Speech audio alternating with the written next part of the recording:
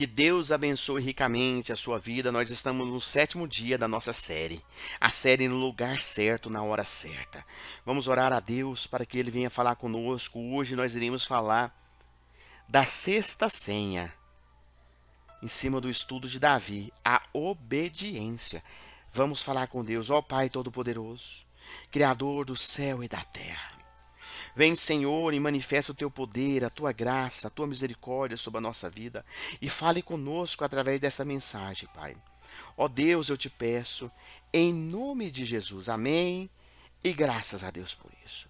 Que Deus abençoe ricamente a sua vida. Amém. Olha o que diz a palavra de Deus em 1 Samuel 17, 17 a 23. Disse Jessé a Davi, seu filho, leva-te para teus irmãos uma éfa desse trigo tostado e 10 pães, e corre lá e leva-os ao acampamento dos teus irmãos. Hoje nós vamos falar da obediência, tá? Obediência. Primeiro fator que nós já entendemos aqui. Nesse primeiro versículo ele obedeceu ao pai. Porém, esses 10 queijos, olha a instrução que o pai passou para ele. Porém, esses 10 queijos leva a teus comandantes de 1000 e visitará teus irmãos a ver se vão bem. E darás uma prova de como passam. Saul eles e todos os homens de Israel estão no vale de Elar, pelejando com os filisteus. Davi, pois, no dia seguinte, se levantou de madrugada, deixou as ovelhas com um guarda, carregou-se e partiu como Jessé ordenara, e chegou ao acampamento, quando as tropas saíram para formar-se em ordem de batalha. E os gritos clamavam a peleja. Os israelitas e os filisteus se puseram em ordem, fileira contra fileira. Davi, deixando a trouxera aos cuidados do guarda de bagagem, correu à batalha e, chegando, perguntou aos seus irmãos se estavam bem. Estando Davi ainda a falar com eles, eis que vinha subindo do exército dos filisteus o duelista, cujo nome era Golias, o filisteu de Gate. Falou as mesmas coisas que antes falara, e Davi ouviu tudo. Davi ouviu tudo. Então, a obediência. Então veja que quando o pai de Davi enviou ao acampamento de batalha, Davi foi obediente. Ele não contra-argumentou. Estou ocupado no momento. Ainda tenho muito para fazer. Na semana que vem eu vou. Se algum dia o rei me liberar das minhas tarefas mais cedo, talvez eu possa ir. Davi não deu desculpas. Ele foi. Ele agiu. Olha, as oportunidades divinas surgem quando menos esperamos.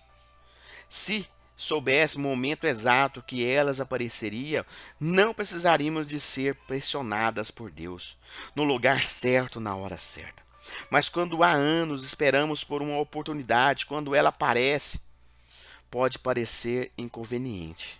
Afinal, para fazer o que seu pai mandara, Davi precisou mudar seus planos. Ele acordou de madrugada, deixou suas ovelhas com um guarda, carregou a sua bagagem com 20 a 40 quilos de queijo tostado e 10 pães e 10 queijos, e partiu para Belém. Partiu de Belém para o vale de Elá. Veja que quando ele chegou ao acampamento, Davi cuidou de deixar os seus pertences com um guarda e correu até os seus irmãos para coletar informações que seu pai lhe pedira. Veja que Davi fez tudo o que seu pai ordenava com diligência. Além disso, quando Davi resolveu lutar contra Golias, ele primeiro pediu permissão ao rei.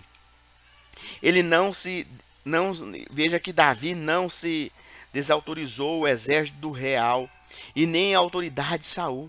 Ele primeiro consultou o rei para depois receber autorização para o que desejava fazer. O fato de termos uma unção não nos dá liderança para fazer as coisas da nossa própria maneira. Essa foi a grande diferença entre Saul e Davi. Saul, ele perdeu o seu trono justamente por sua insubmissão contra Deus. Veja que Saul, ele ofereceu o sacrifício no lugar do sacerdote para garantir que venceria a batalha. Isso está em 1 Samuel 13, 8, 23. e desobedeceu a ordem do Senhor quando ele mandara destruir completamente os amalequitas. 1 Samuel 15. Saul não respeitava a autoridade, ele era rebelde. Ele vivia buscando a aprovação do povo, ele olhava só para si, então ele buscava popularidade para si mesmo. Por causa disso, veja que o Senhor rejeitou Saul. Mas mesmo tendo cometido pecado, veja que Davi, mesmo cometido pecados terríveis, Davi ainda ficou conhecido como um homem segundo o coração de Deus. Está em Atos 13, 22. Porque até quando recebia correção, ele humilhava perante o Senhor. Veja que ele fez o Salmo 51, pedindo perdão. Ele pedindo que era melhor cair nas mãos de Deus do que cair nas mãos de homem. Então o teste da obediência é uma prova do nosso caráter. Só aqueles que estão dispostos a se submeter a Deus não irão usurpar a glória divina devida ao nome do nosso Senhor. Deus só coloca no lugar certo, na hora certa, aqueles que temem, aqueles que temam e tenham um coração obediente. Aqueles que temam, ou seja, aqueles que temem ao Senhor. Aqueles que têm um coração obediente. Aqueles que colocam tudo na frente.